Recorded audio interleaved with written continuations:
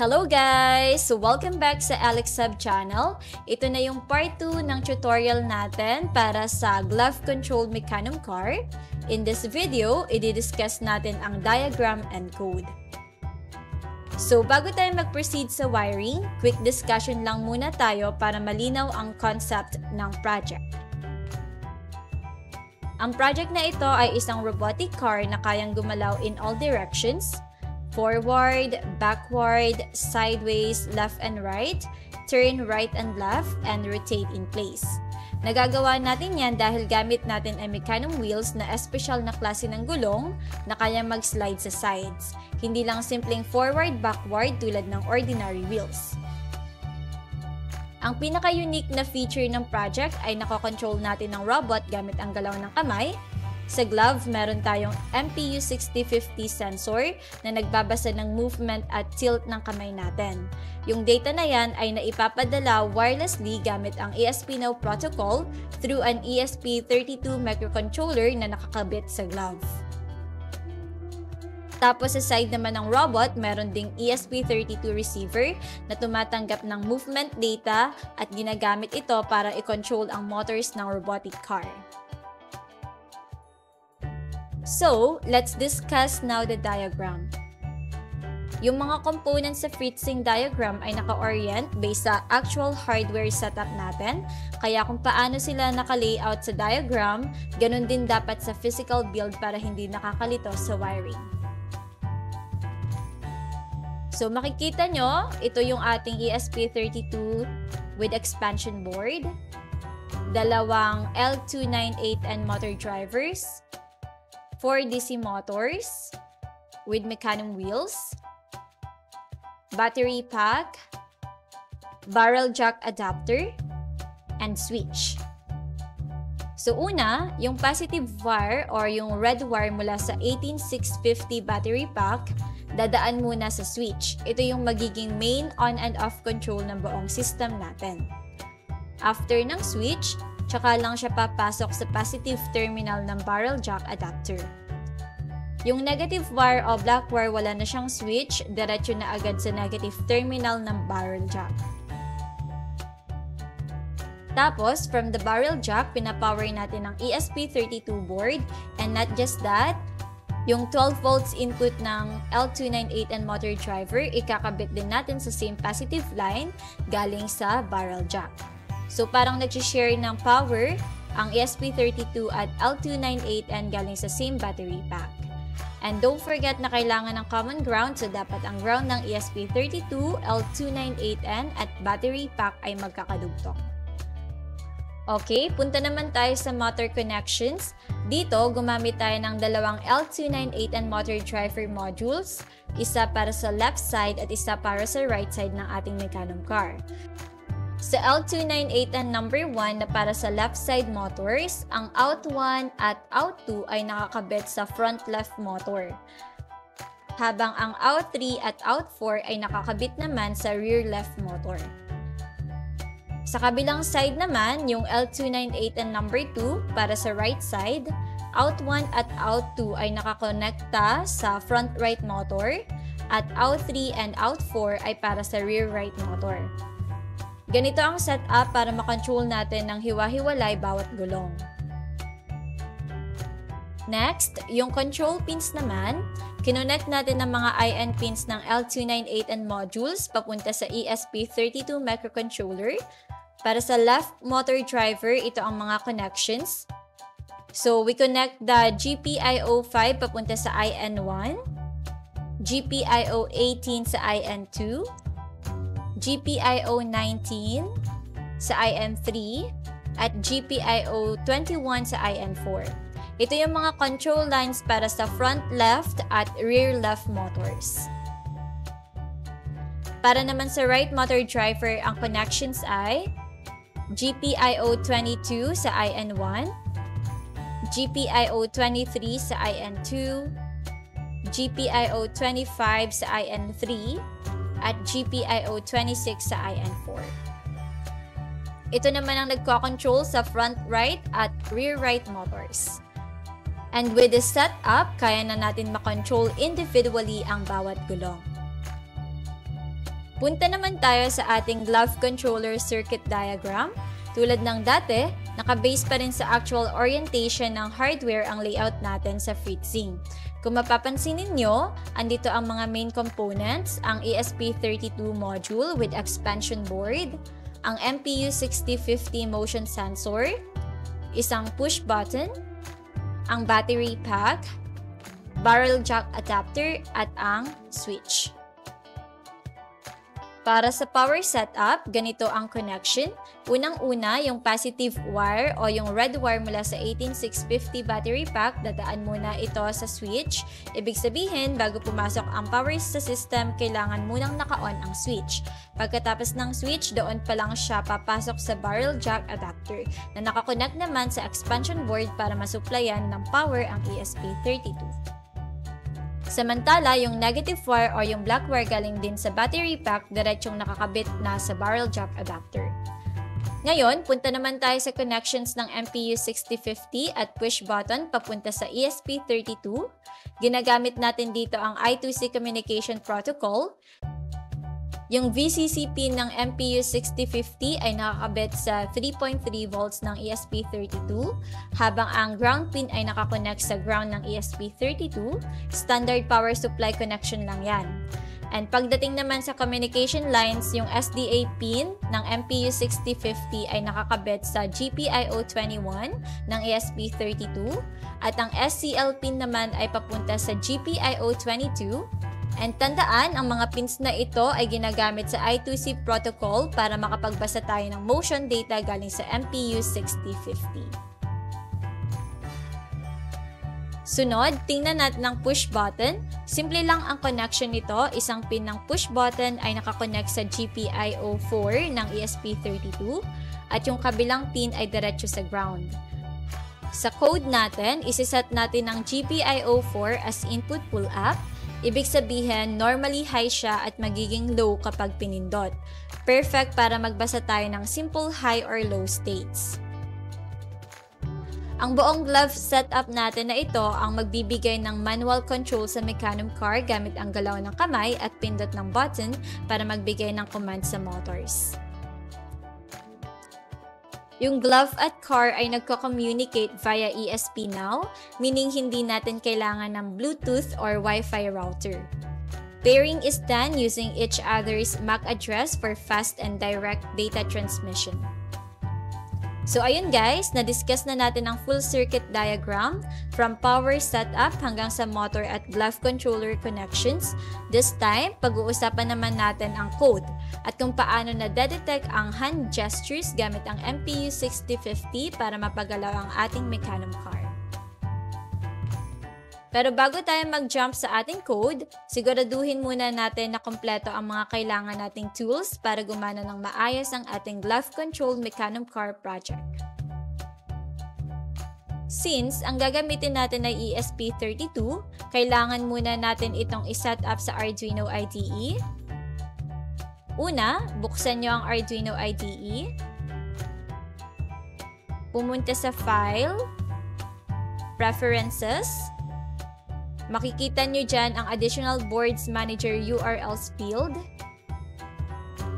I-paste nyo ang link na ito sa field. Then, click OK.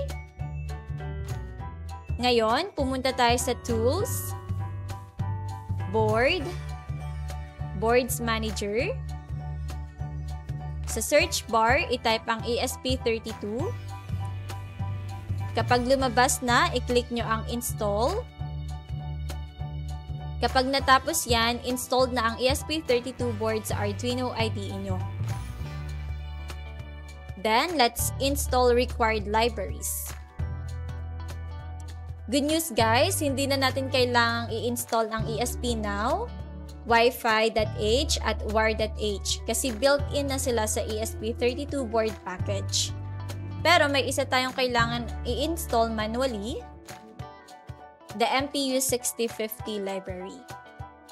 Ito ang magbibigay ng motion data galing sa sensor natin. So to install, pumunta kayo sa Sketch, Include Library, Manage Libraries, And then maglo-load ang Library Manager window. Sa search bar sa taas, itype nyo ang MPU 6050. And hanapin ang tamang library. Tapos, i-click ang install.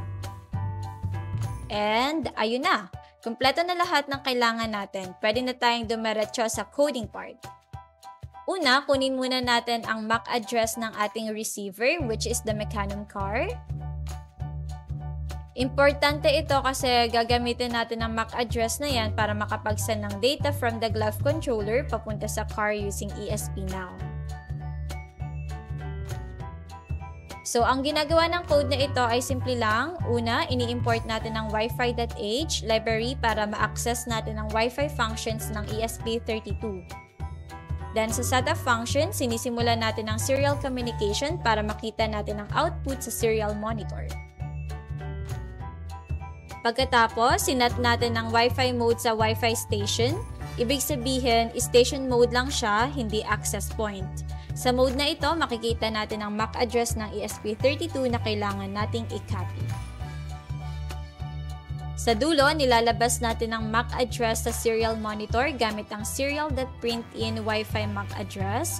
Ito yung pinapaste natin later sa transmitter code ng glove para malaman niya kung saan magsasend ng data. So, kapag na-upload nyo na ito sa Mecanum ESP32 board at binuksan nyo ang serial monitor, makikita nyo ang MAC address. So, copy nyo lang yon at ready na tayo sa susunod na step. Now, proceed naman tayo sa main code ng glove controller. Ang purpose ng code na ito ay basahin ang motion data mula sa MPU 6050 at ang state ng push button, tapos isend ito wirelessly sa Mecanum car gamit ang ESP-Now. So, let's start sa mga libraries na ginamit. So, we have wire.h para gumana ang I2C communication gamit ang MPU 6050. ESP-Now.h para makapag-send ng data wirelessly gamit ang ESP-Now. Wi-Fi.h para maset natin sa Wi-Fi station mode ang ESP32. And MPU 6050.h para magamit ang functions ng motion sensor.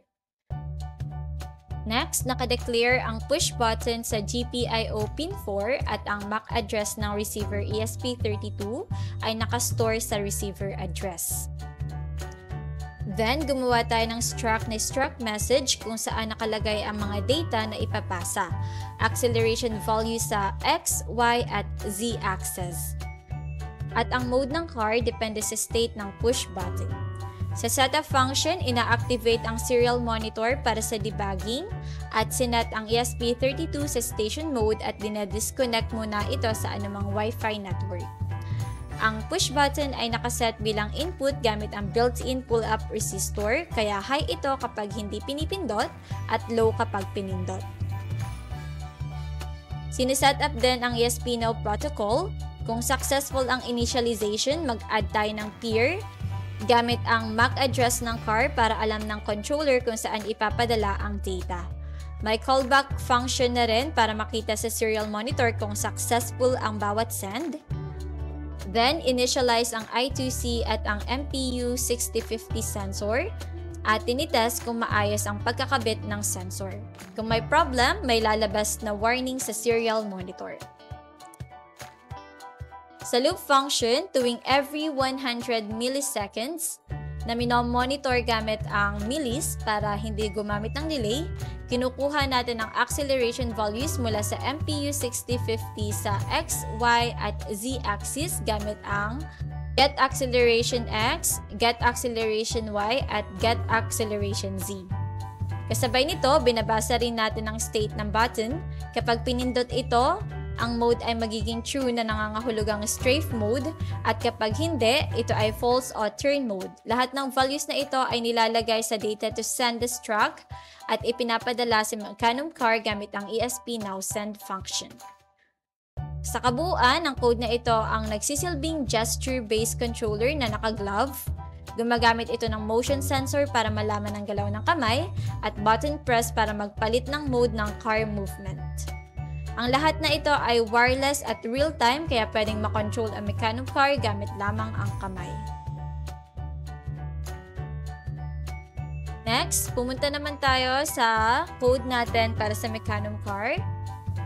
Una, gumamit tayo ng mga libraries na built-in na sa ESP32 board. Ang ESP-Now.h para sa wireless communication at Wi-Fi.h para sa Wi-Fi control kahit hindi tayo kumokonect sa internet. Next, nagdeklara rin tayo ng mga constants para sa mga motor pins, 4 na wheels, front left, front right, and rear right. Bawat isa ay may 2 control pins para ma-adjust ang rotation direction. Next, gumawa tayo ng struct message na struct na may laman na acceleration X, acceleration Y, acceleration Z, at mode. Ito ang data na galing sa glove na nagsasabi kung paano gumagalaw ang kamay. Gumawa tayo ng incoming data variable na gagamitin para i-store ang real-time na natatanggap na data. Then, sa onDataReceive function, ito ang callback function na tinatawag tuwing may dumarating na data. Gumamit tayo ng memcopy para kopyahin ang data papunta sa incoming data at nagprint tayo ng X, Y, at Z values para ma-monitor natin sa serial monitor. Tinatawag din dito ang control motors function para agad gumalaw ang Mecanum car depende sa data. Sa setup function, sinet natin ang baud rate sa serial.begin, 115,200 para sa debugging. Nilagay natin sa Wi-Fi station mode ang ESP32 at dinisconnect mula sa Wi-Fi para gumana ang ESP Now. Kung may error sa ESP Now initialization, magpiprint ito ng error message. I-register natin ang onDataReceive bilang callback kapag may dumating na ESP Now data. At syempre, ginawa nating output ang lahat ng motor control pins. Sa loop function, wala tayong ginagawa dahil real-time ang processing, automatic itong magre-react sa received data. Ang control motors function ang bahala sa movement logic kapag ang acceleration Y ay mataas or above 4,000, magmo-move forward ang ating Mecanum car. Kung mababa naman or below negative 4,000, backward siya. And kapag naka-strafe mode at mataas ang acceleration X, mag-strafe right. And kung mababa naman, mag-strafe left. And kapag hindi strafe mode, ang acceleration X ay ginagamit para mag-turn left or right depende sa value. Kapag mataas ang acceleration Z, automatic itong mag-stop. And may mga individual functions para sa bawat galaw ng motors. We have the forward, backward, strafe left, strafe right, stop motors, turn left, at turn right. Lahat sila gumagamit ng digital right para iset ang direction ng motors via high or low signals sa tamang pins. And that's all guys. Dito na natatapos ang ating coding. So, kung tapos na kayo sa pagko-code, pwede nyo na itong i-upload sa inyong ESP32 na nasa glove at nasa Mecanum car. And then, pwede na tayong mag-proceed sa ating testing. And that would be in our next video. So, for now, we need to say goodbye and see you in the next video. Thank you so much and bye-bye!